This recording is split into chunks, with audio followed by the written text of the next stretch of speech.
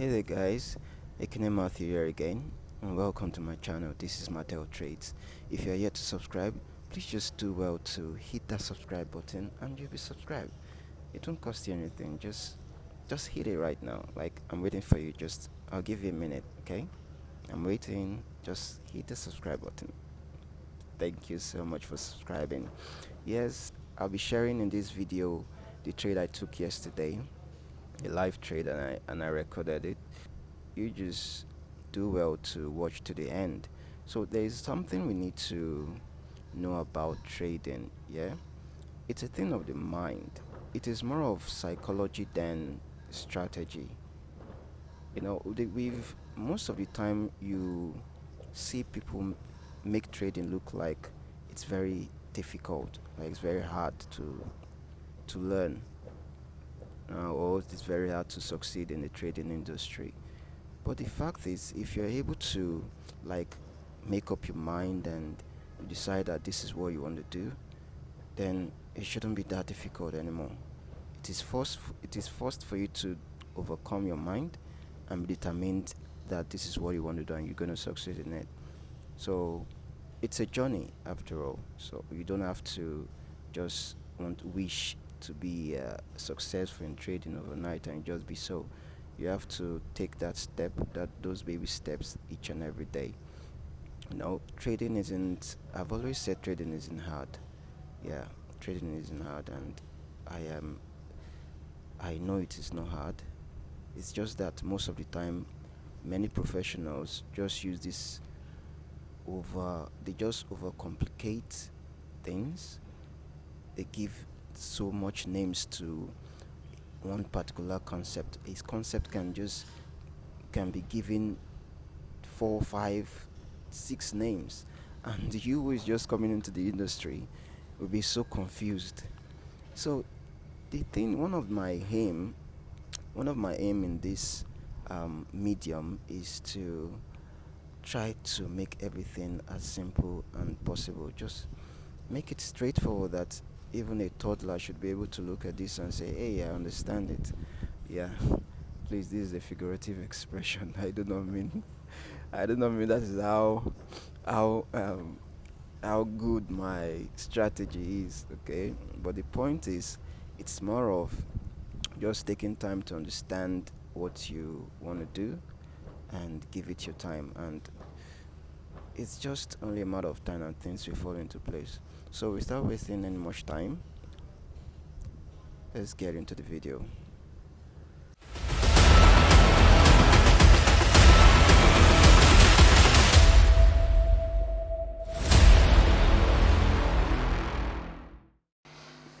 Welcome back guys. So I trade two pairs in forex. I trade gold USD and GBPUSD. So let's begin with gold. Like you all know, like I earlier stated in my previous video, I start my analysis from the daily time frame to check the overall trend, and currently we are on an uptrend, but as it is right now, we are experiencing a retracement on gold. Okay, gold has failed to break this swing high. Gold has failed to break this previous swing high, and it's retracing. So I haven't seen this. I will go down to my 4-hour time frame to see what the market looks like there. Okay, at this point I'll mark out this swing, this price range. Mark out this current price range. So at this point, it is either price breaks here or it breaks here. I'll mark out this, my point of interest, my supply zone. Here there's a supply zone right here. It's for our supply zone. Okay, have this for our supply zone. Then we then have also this demand zone here. So price at this point is going towards this zone.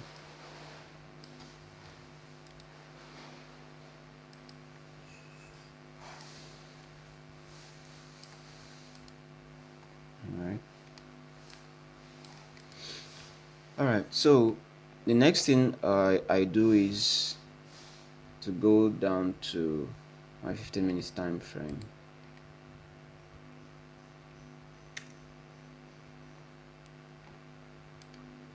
Okay, now as you can see on the 15 minutes time frame,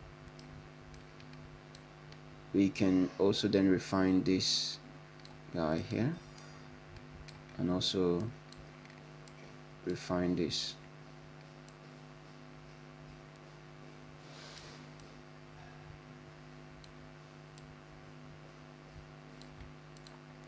Okay.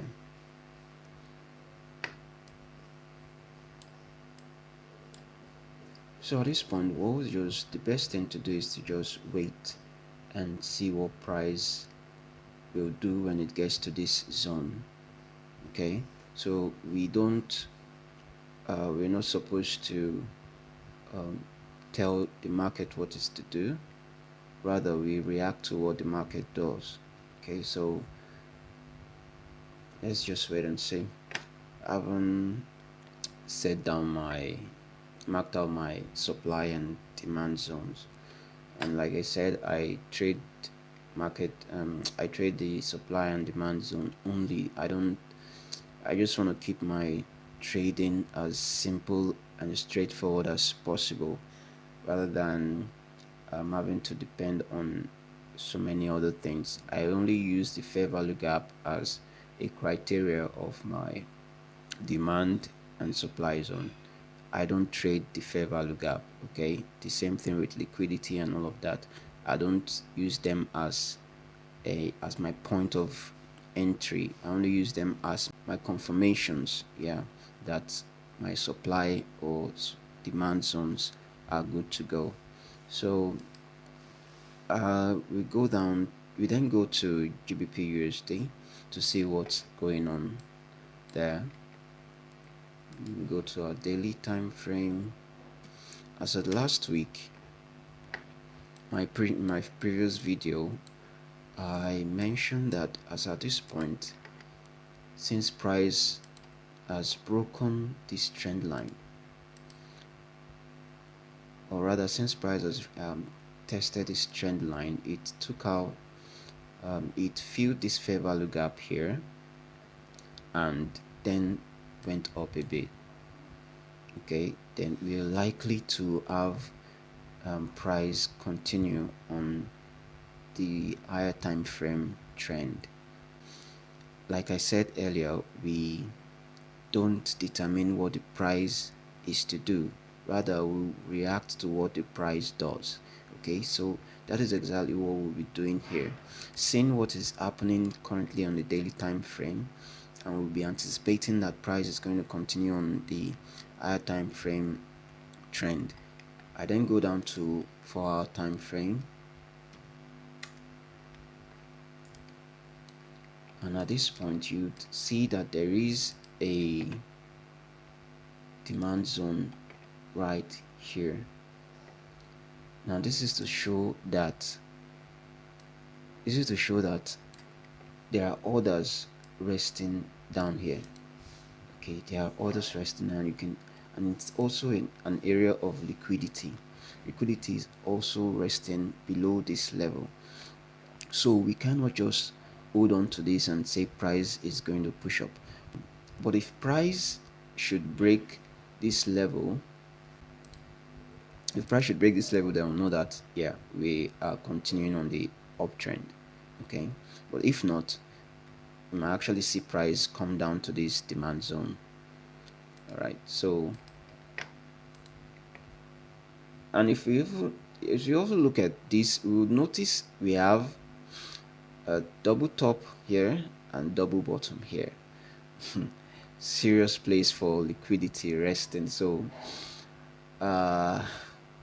let's just look at how things will turn out. So let's okay, I think I have this place to mark out for my supply.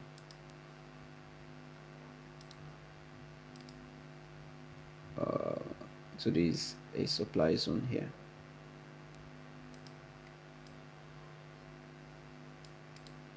So it's just simple. What I do is on a higher time frame, what I do on a higher time frame is what I do on my medium time frame. Okay, then go down to my lower time frame and do the same thing, where I would then be looking for an entry. You know, since price moves in fractals, so it's just, you don't have to do anything different on your various time frames. All you just need to do is, all you just need to know is that when you go to your lower time frame, you're just only going there to refine what you have seen on the higher time frame, and that is basically what I do. Just simple and straightforward. All right, so also at this point we have a demand zone. You know, sometimes you can't see everything. You can't see everything. Okay, so at this point my demand zone is a week. Okay, there are various ways of marking supply and demand zones. It's not necessarily a candle. It doesn't necessarily have to be the body of a candle. It can also be marked out. It can also be marked at the week of a candle. So this is going to be a different topic entirely that I will likely be doing in the future. So this is a demand zone. Then we move down to 15. Go down to my 15 minutes time frame.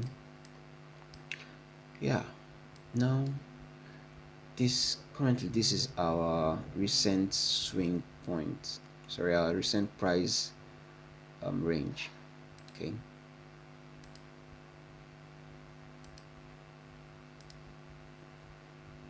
Look at our recent price range. Okay, I think I should use this. This is our recent price range. Okay. Yeah, and in this range, within this internal structure, we also have this zone, this supply zone here. Note that on the higher time frame, we are still in an indecision position. Okay, like I'm not sure what's going to happen. Okay, whether price is going to continue on the uptrend or it's going to then rally down before going up, or even turn bearish. Okay, I'm not certain, but what we can do is to go down to look for, if possible, any of my setup on the lower time frame and just go for it. But as it is, I'm indecisive on the direction, the overall direction of the market. After I believe after today, we'll be able to get an overall bias on what the market will be doing. So in my internal structure right now, we have our demand zone and we have our supply zone. So this is our demand zone right here, supply zone. Okay, now all we do here is also wait. Okay, we would also wait, but you know why this is not a safe zone? This is not a safe zone because right here we have double bottom, which is a liquidity area. This is a liquidity area for us. Okay, this is kind of like an inducement. It's a trap. So what price is likely to do is, if price should come here, it might just bounce back, then boom, before it comes to this area. So this is a possibility. This is a possibility, okay? Well, I'm not saying it's what's going to happen, but this is a possibility. Price is likely to just come here, sweep this liquidity, and then push up, okay? Because at this point, you might just want to kind of like place an order here. I want to place an order here. You can see how wide the stop loss is. You can just place an order here. Maybe say use 20 pips. Use 20 pips stop loss. Then target this point. Yeah, this is most likely what anyone would do. Okay, it's going to look logical to enter the market this way, but it won't. It's not safe. Okay, it's not safe because due to this liquidity resting here, the market can just push down, grab the liquidity, and then push up. So the best thing to do is to just sit this one out and wait, okay, and wait to see what happens. So right now we wait. Like, after all, it's a game of patience, right? Now price has gotten to this demand zone and it's pushed back to the upside. So what I'll just ordinarily do is go to my 5 minutes time frame and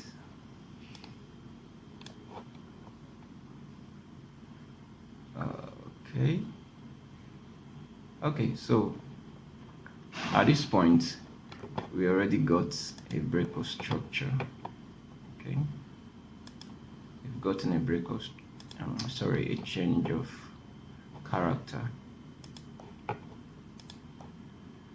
So there we have a change of character, and we have this demand zone that that pushed the price, that caused the change of character.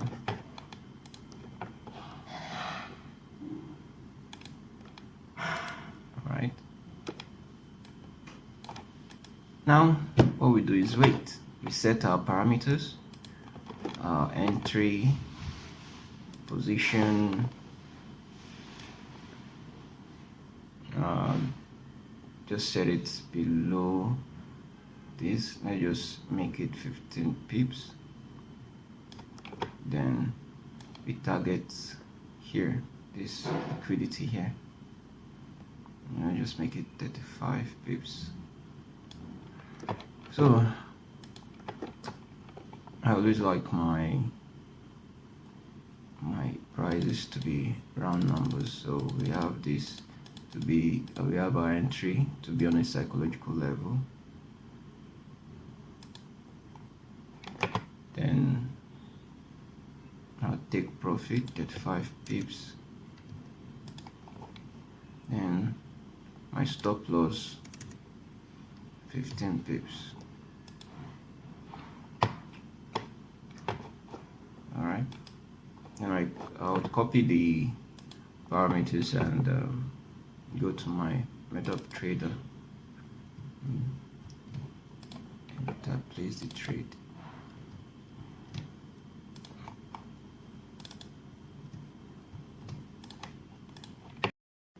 Okay, so I just enter my trade by pending order, buy limit. My position is micro lot size 0.01 lot size. Then I enter my entry and my stop loss, and I take profit. And yeah, there we go. So I've placed my order. I've placed my order. So hopefully price takes us in. Alright guys, so we're in the trade already. what I do next is I start journaling my trade. I take a screenshot of this, which I already did anyway. Then I paste it. So this is screenshot. Yeah, so this is it. This is our entry, not too long ago. All right. Then what was our entry? We already copied that, so I can just simply just go to my journal. What's my asset? Okay, number one trade. Then my asset is GBPUSD. Oh, GBPUSD. And time of entry, date of entry. Oh, sorry. So what time did we get in? According to this, we got in at 1:35 p.m. GMT. 13:35, and current balance is $50. Our entry price is okay. And what's our lot size? 0.01. Hopefully it's gonna win. We're gonna record the win. Okay, so that's how it is. Then our ratio, risk reward ratio, what is it? 2.33. So we have 2.33. Then what's my strategy? The same thing, demand, supply, SMC. Then what are the confirmations? Yeah, I did not mention this. This was something I missed. Okay, we had our chalk, we had our liquidity sweep, we have our fair value gap. Yeah, so that's pretty it. I didn't use trend line. So, and we have our screenshot before. So we wait. Price already close to take profit. So what about gold? What's going on with gold? Whoa. Gold already smashed the demand zone, and just like I said, you can see currently we'll call this a liquidity sweep. All right, we'll call this a liquidity sweep. And you know, there's one beautiful thing about gold. Yeah, gold respects zones. Like, yes, it might have broken this, but I am looking forward to it coming back here and being rejected by this zone, this demand zone. Like this demand zone turns supply zone right now. Okay, so yeah, that's what I'm anticipating. I'm looking forward to it coming on my medium time frame. It's already doing that. It's going back, and so either the trend line is going to be where it's going to be retested and shooting down. As you can see, it has already broken this swing low. So currently this is our current swing low. Okay, and these are current swing low. And so let's see what happens with gold, if it's going to come here and if it's going to respect this zone and shoot down.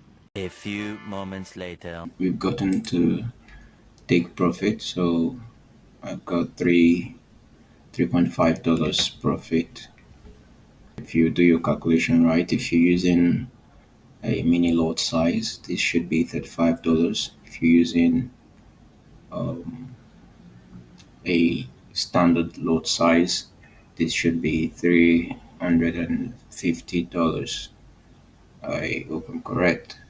So that's that with the GBPUSD trade. You can see it was a clean entry and a so the precise entry, what we call sniper entry. Yeah, so that's it. Let's see what's going on with gold. Whoa, so you see, uh gold has shot up. So one thing I do is whenever something like this happens, I know that there is an area where price there is an area that caused the rejection. Okay, for gold to have gotten this sort of rejection, there must be an area, and if we look to our left, we see that there is this area here, this demand zone.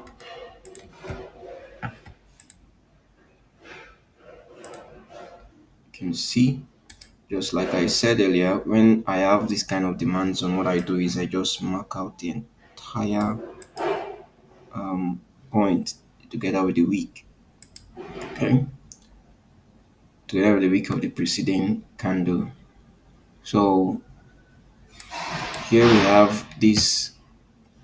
Here we have price being rejected on this area. You can see it touched it and then pushed up and back to this demand turn supply zone, or we can call flip zone.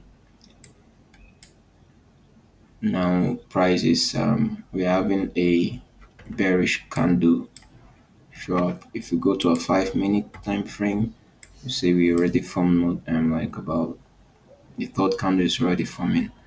So that's just it. Hopefully my prediction for this for gold is that looking at this, gold is likely to continue on the uptrend, just like what happened with GBPUSD.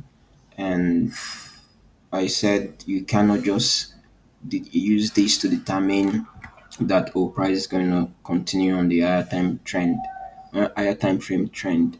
Okay, yes, three things. Two things are likely to happen. Either price proceeds and go on with the higher time frame trend, or it breaks, it changes character and turns bearish. Okay, so that's my prediction on gold right now. Where should we where should be our area of validation? For me, if gold is able to come up to this level, okay, if gold breaks, like if gold should break this zone right now again and comes and passes this area here, then we know that yes, price is fully returned to the higher time frame trend, such as fully aligned with the higher time frame trend. So, but if gold should break below here, below this lower swing, this swing low here, then we know that price has turned bearish. Okay, because note we had a fail swing over here. Okay, we had a fail swing over here, and so for this is likely that price might be bearish. Okay, and this is our area of concern right now. This is our zone of concern. If this zone holds, then we are likely to start looking for sells on gold. Okay, so having said this, be ending this video here. This has gotten too long, and uh, I hope you enjoyed this video. And if you are a beginner trader and you enjoy this video and you want me to make more of this, please kindly let me know. And please, I beg you, do leave a like, comment, and if you haven't subscribed, please subscribe to my channel. Until my next trade or my next video, I'll see you. Thank you for watching. Bye.